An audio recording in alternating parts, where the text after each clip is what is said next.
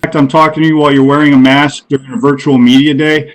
What are some of the other differences that you've seen once you arrived at the hotel? It's just more calm. Like I don't. It doesn't. It. Obviously we know we're fighting, but it doesn't feel like fight week. You know what I'm saying? Like it's just calm. Like it's deserted. Which is actually kind of peaceful to us. There's no fans waiting for us. So there's nobody that's really the outside coming in. So I think that's for me that's the biggest difference. Besides being tested and having a 6-inch Q-tip going up your nose. Was that right away, Henry? Is like as soon as you arrived at the hotel? Is that when you guys have to go through that? Yeah, as soon as I arrived at the hotel, they did that. They grabbed us and put us in the front of the line, and we got tested. Like I got tested within 15 minutes of my arrival. And then Francis said that he's just been basically in the room and really hasn't gone out. Has that been your experience as well, or have you been able to go out of the room at all, or what's that been like? Yeah, no, I've been staying in. I've been staying. I mean, I just got here last night. I got here closer to about maybe 11 p.m. And I just woke up too, so I don't know the difference. I guess I'm the same thing as Francis. I haven't left my room. Okay, that's all I have. Thank you. Yeah. Thank you. Next, we have Caroline Pierce with BT Sport. You've been unmuted. Recently that this is sort of triple C version 2.0. So what upgrades have you made from the original model that we've been used to seeing? I've gone cringier if you haven't noticed. You see my last post, and I'm willing to marry Jose Baldo if I have to get him out here. So that's about it, man. I think I view the sport a lot different since my last fight. I've coming off an injury and being out for close to a year. I think it's only opened my eyes to a lot of new things and actually got to know myself and my style more. So that's the triple C you guys are going to see on Saturday night. Talking of the triple C and the cringe and all that kind of like persona that you portray, Dominick Cruz did a bit of a character assassination of you on Ariel Hawani's show, basically saying you do that to hide the real you or not knowing who the real you is. I mean, what do you say to that? I think I don't know what to say about that. I think cringe is the new cool. I think I've always been a little cringy, a little bit of corny. If anything, I think it's the person that you are, and then you just amplify a little bit more. Now, of course, man, Dominic Cruz is like he's like a car salesman. He's got to say anything to grab you guys' attention, just like Triple C. So Dominique Cruz can say what he wants, but at the end of the day, he's gonna have to step into that octagon with me, and he's gonna have to show it with his action.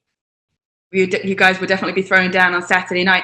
You've called out Dom in the past. You've said that he was your number one choice, but at the same time, you've referred to him as a tune-up fight, and that he's kind of lucky or hit the jackpot in getting this fight. Do you still feel this way? Do you still feel he's a tune-up fight, or are you taking him seriously as a genuine contender for your bantamweight belt? Yeah, absolutely. I'm expecting the best Dominic Cruz out there. Like I'm in the reason why I became successful all these years. Don't allow that cringe to fool you. Because at the same time, I'm a very powerful minded human being.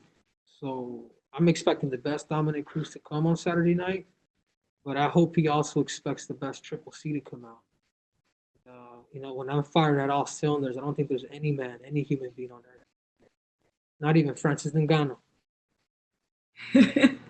You feel you could take on Francis, like get done with Dominic and then step in there with Francis? Why not? Bring him out. Bring out that French fry. Look, we from the past what Dominic brings, the caliber of fighter he is, former champion himself. What do you have to do? What do you have to showcase to make sure you're the one that gets the win? Patience, skills, sticking to the game plan, adjusting in the fight. I mean, in the fight, there's a lot of things. Obviously, you're the captain inside the octagon. Like, you can listen to your coaches all you want, but you also got to listen to your abilities and the stuff that's in front of you. Your strength, opportunities, and threats. So it's a mixture of a lot of things, and I think that's what's separating me against a lot of the best guys in the world is the fact that I'm able to make that switch. A lot of people will continue to keep getting hit in a certain area, they'll keep taking it. Or in my sense, I could take it, but I could also adjust and I can also give it while taking it. And it's a great backstory. You're both from Arizona. You know, you do have a certain amount of history training in the same state, etc., the same team, wrestling. You know, how does this story end for you? You get to fight one another now. If you were to write this story right now, how you want it to play out perfectly on Saturday night, what does it look like? Yeah, how I want it to play out perfectly is my hand being raised. You know, is getting the job done. At the end of the day, it's people a lot of times talk about the journey. It's a lot of times it's about destiny. The destination is overall objective is to get your hand raised. That's what I envision.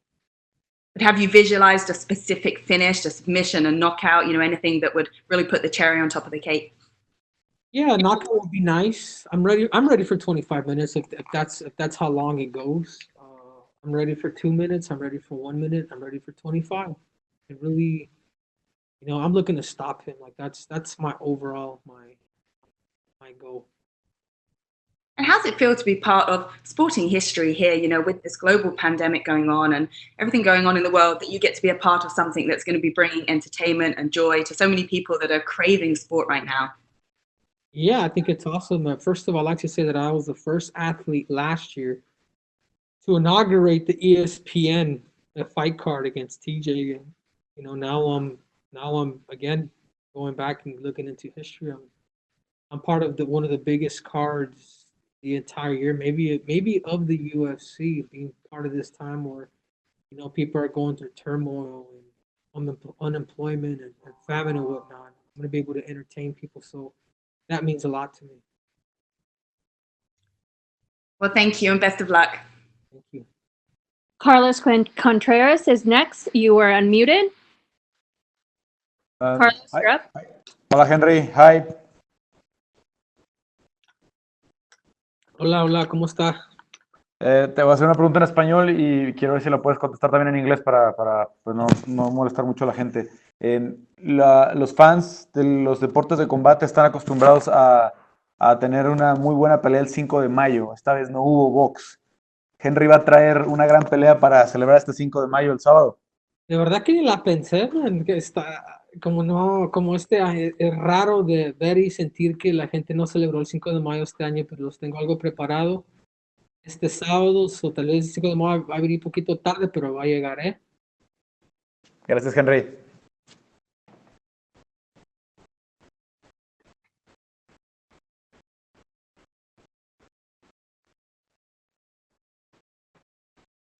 Yeah, hello? Sí, well, can you answer that in English? Boxing fans didn't have a Cinco de Mayo card this past weekend, so maybe you can bring something for Cinco de Mayo this Saturday. Yeah, absolutely. I mean, what else is there, man, to do? I mean, I grew up on Cinco de Mayo. Obviously, I have Mexican heritage. I'm an immigrant son. Both my parents are Mexican. And to me, even though we weren't able to celebrate the holiday on May 5th, it's just going to come a little later on May 9th. I hope everybody likes goat because that's what I'm going to be serving. Thank you, Henry. Next up, we have Fabricio Sosa. You've been unmuted.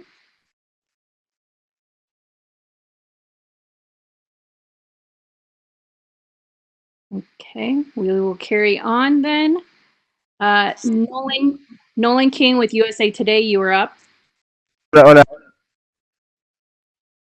¿Me escuchas? ¿Me escuchan? Sí, te escucho. ¿Cómo están? Ah, hola, ¿cómo andas, Henry? ¿Todo bien? Bien.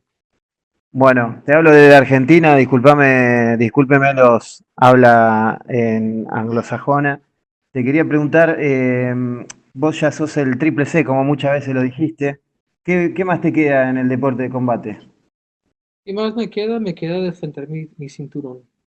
Queda defender mi cinturón, me queda. Eso es lo que me queda, eso es lo que me falta. Y tal vez después de eso, pelear por otro cinturón, pelear por el tercero, me gustaría ser el primero en la historia de luchar por un tercer cinturón y obvio ganar. So, si es posible, después de defender, me gustaría agregar otro cinturón. Bien, Henry, ¿qué sabes de la Argentina? Perdón que te pregunte autorreferencial, ¿no? Pero entenderás que los lectores del diario son de aquí. Que ese de Argentina es que tiene muchas güeritas bonitas. Te hago una... Yo tengo amigos argentinos también. Sé que son patriotas. You know, antes de venir aquí vi un documentario de Maradona y las leyendas que ustedes han tenido en su deporte también. La gente también reconoce lo que han hecho Argentina. Bien, Henry, ¿crees que se hará alguna vez una tercera parte con Demetrius Johnson? ¿Cómo? Si crees que se hará una tercera pelea alguna vez con Demetrius Johnson. Me gustaría tener eso con Dominick Johnson. Pero realmente no se sabe, sí, sí, no se sabe, solo el tiempo puede cambiar la historia de todo, ¿sí me entiendes? Si un día pasa, si un día es que se da, a mí me encantaría. ¿Qué otro peleador, y esta es la última que te hago, qué otro peleador de otra categoría o admirás o te gusta? Ah, pues de verdad admiro todos los que son campeones, ¿no? De verdad que tengo amigos, tengo Khabib, a Justin Gaethje. De verdad que todas las personas que entran en el octágono, yo admiro, ¿sí me entiendes? Porque es un respeto lo que están haciendo esas personas, se están metiendo en el octágono. No sé, tú me preguntas a quién admiro y a quién estudio, a mí me encanta estudiar a Kobe Bryant. A Me diferen- encanta. ¿Quién? Disculpe que no escuché bien. no, así, a mí me encanta estudiar a diferentes leyendas, no solamente en mi deporte, pero en otros deportes como básquetbol, como Kobe Bryant. Así, ¿Sentiste mucho la muerte de Kobe? mucho. Es una leyenda, es una inspiración. um, no es la mentalidad que él tuvo, él tenía. Y no, me llevo mucho lo que él dejó en este mundo. Y que Dios, que descanse en paz. Muchas gracias, Henry.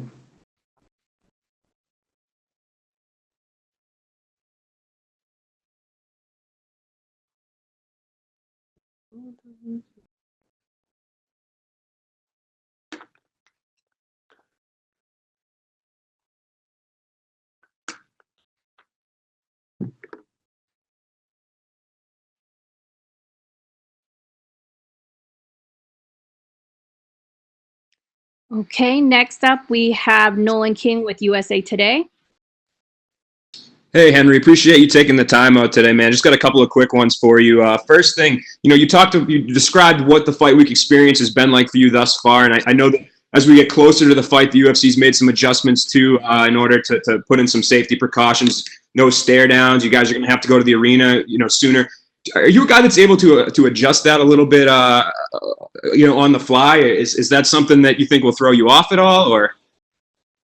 No, not at all. I think, at the end of the day, I know what I got to do. At the end of the day, the job is, a lot of people talk about the journey, but they forget that the destination, what's the destination? The destination is to win and compete.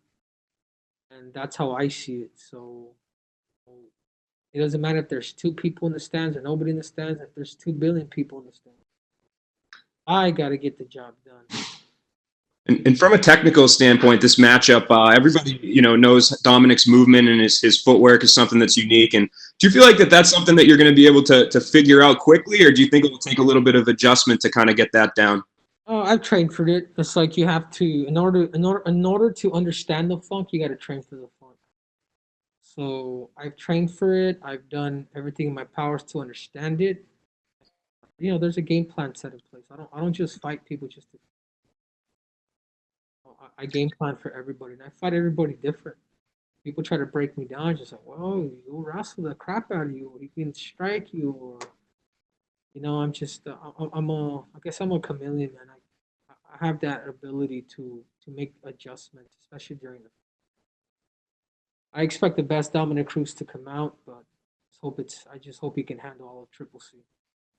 And my last question for you: there's been a lot of talk about your legacy, and you're taking these legacy fights. Do you feel like that this is going to be something where you try to bang these all out quickly, like you go for the legends first, and then you get these other contenders in, or do you think that you'll kind of insert the contenders like that the Aljamains and the Jans and the Sandhagens, those kind of guys? Do you think you'll sprinkle them in too? Yeah, eventually. But tell those dudes to wait in line, man.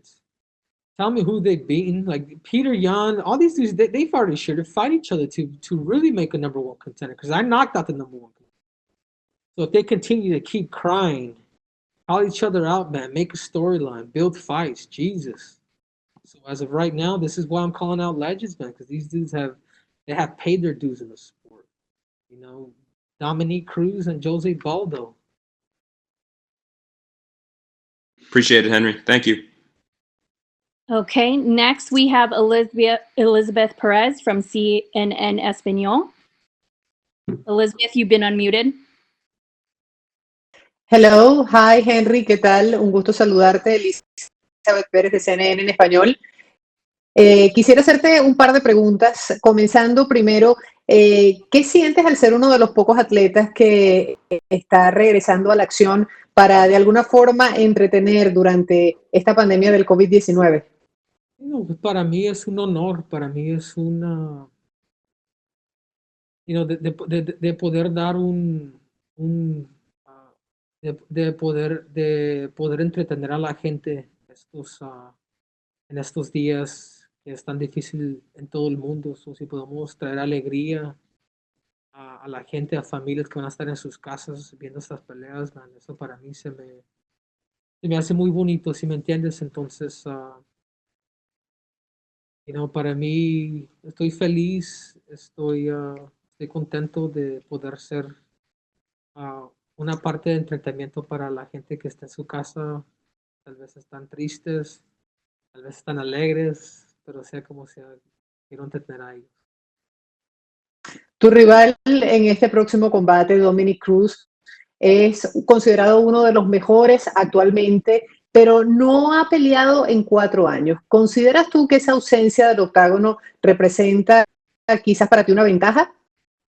No, pues recuerda también que yo también tengo un año que no peleo también. Yo llegué de cirugía, pero él ha mostrado que él puede pelear. Después de 3 años y medio, creo, él le ganó a TJ Dillashaw. O sea, eso es lo que te dice, es que es un rival difícil, es un rival que sabe competir y sabe ganar. Si me entiendes, yo estoy preparado para el mejor Dominick Cruz. Yo no estoy tomando este muchacho, yo lo estoy tomando en serio.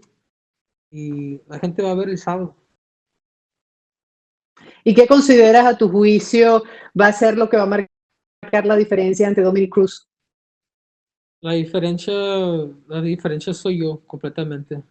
Soy una cebolla, tengo todo, tengo rapidez, tengo corazón, tengo fuerza, tengo un poquito de todo. Y soy una persona que soy un extremo. Me encanta de mostrar a mi alma, a lo que yo tengo dentro, de qué tan fuerte yo puedo empujar el cuerpo, la mente, el espíritu de guerrero. Muchísimas gracias, Henry, y mucho éxito. Gracias a usted. Okay, next question we'll have Damon Martin from MMA Fighting.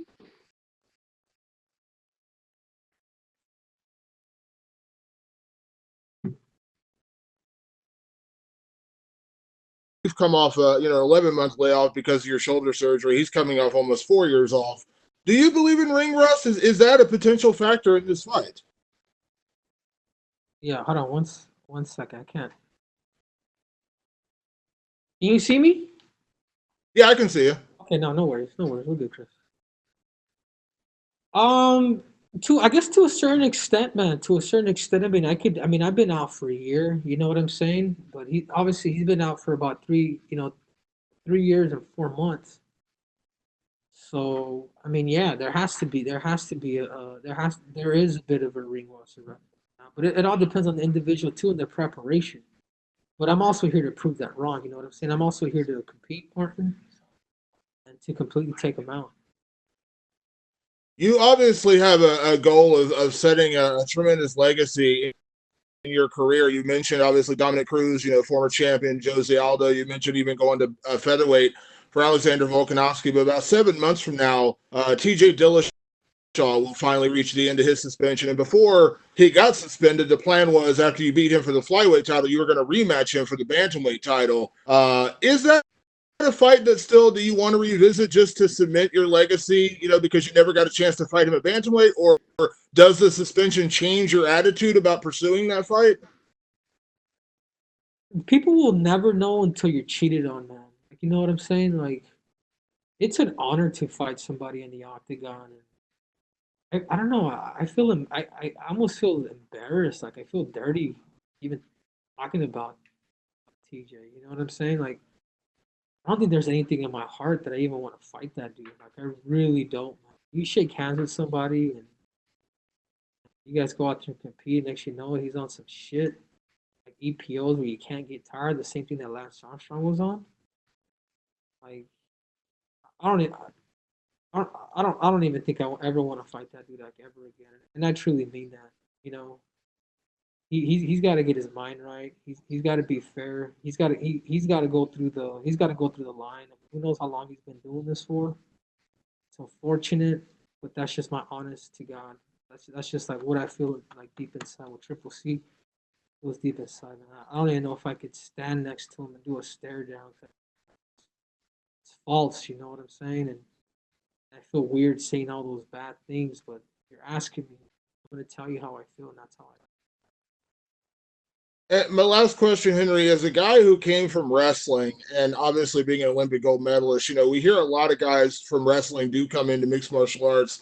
And, we see so much talent coming out now, guys, in weight classes because there's only so many weight classes in the Olympics.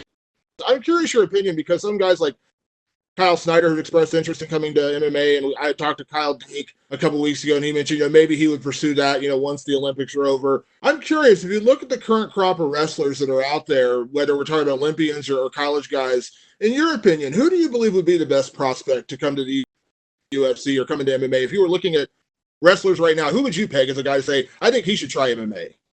Yeah, I think, and there's an interest too. I mean, obviously, anybody at a high level, obviously a Kyle Snyder, man, you can never count him out.